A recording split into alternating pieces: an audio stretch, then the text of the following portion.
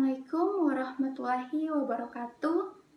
Halo guys, saya Sunarti Talohu dari Program Studi Pendidikan Guru Sekolah Dasar semester 3. Di video kali ini, saya akan menjawab pertanyaan yang diberikan oleh dosen untuk memenuhi tugas UTS saya.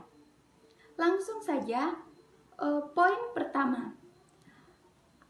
Arbitrer, unik, produktif merupakan bagian dari sifat bahasa. Jelaskan.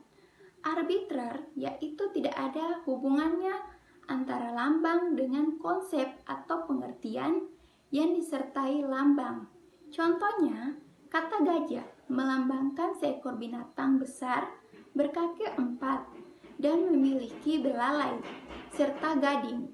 Kita tidak bisa menjelaskan mengapa binatang tersebut tidak disebut gaji dan guja atau lambang lainnya.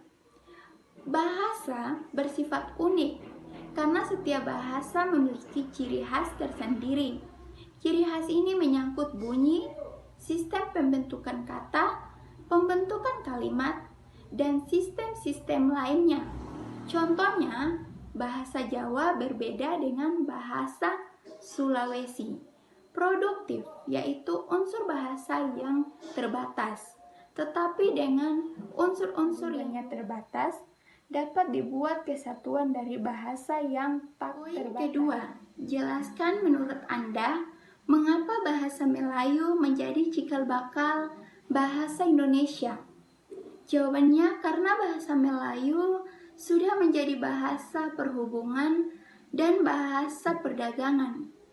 Bahasa Melayu sederhana karena tidak mengenal tingkatan bahasa, keikhlasan suku daerah lain, dan bahasa Melayu berfungsi sebagai kebudayaan dan juga banyak sekali kemiripan antara bahasa Indonesia dan bahasa Melayu dari pengertian dan bahasa. Poin ketiga, jelaskan kedudukan dan fungsi bahasa. Dalam kedudukannya sebagai bahasa nasional, fungsi bahasa Indonesia adalah sebagai lambang kebanggaan kebangsaan, identitas nasional, alat berhubungan antar warga, antar daerah, dan antar budaya, serta alat pemersatu suku, budaya, dan bahasa di Nusantara. Sedangkan dalam kedudukannya sebagai bahasa negara, fungsi bahasa Indonesia adalah sebagai bahasa resmi kenegaraan, bahasa pengantar pendidikan, alat perhubungan tingkat nasional, dan alat pengembangan kebudayaan ilmu pengetahuan dan teknologi. Poin keempat, sebutkan dan jelaskan masing-masing 3 karakteristik dan ragam bahasa serta contohnya. Di sini saya mengambil karakteristik bahasa secara umum, yaitu 1. Objektif. Kalimat bahasa Indonesia ilmiah dikatakan objektif bila mengungkapkan sesuatu dalam keadaan sebenarnya. 2. Logis. 3. Konsisten. Ragam lisan. Ragam bahasa baku lisan didukung oleh situasi pemakaian, sehingga kemungkinan besar terjadi pelepasan kalimat. Namun hal itu tidak mengurangi ciri kebakuannya. Contohnya, sudah saya baca buku itu.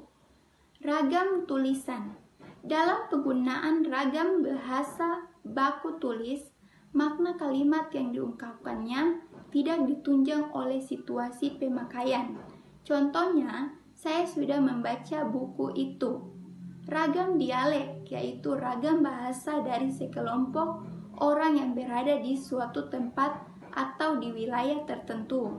Contohnya, gue udah baca itu. Kelima, apa yang Anda ketahui tentang hiperkorek, pleonasme, dan kontaminasi dalam kesalahan berbahasa Indonesia?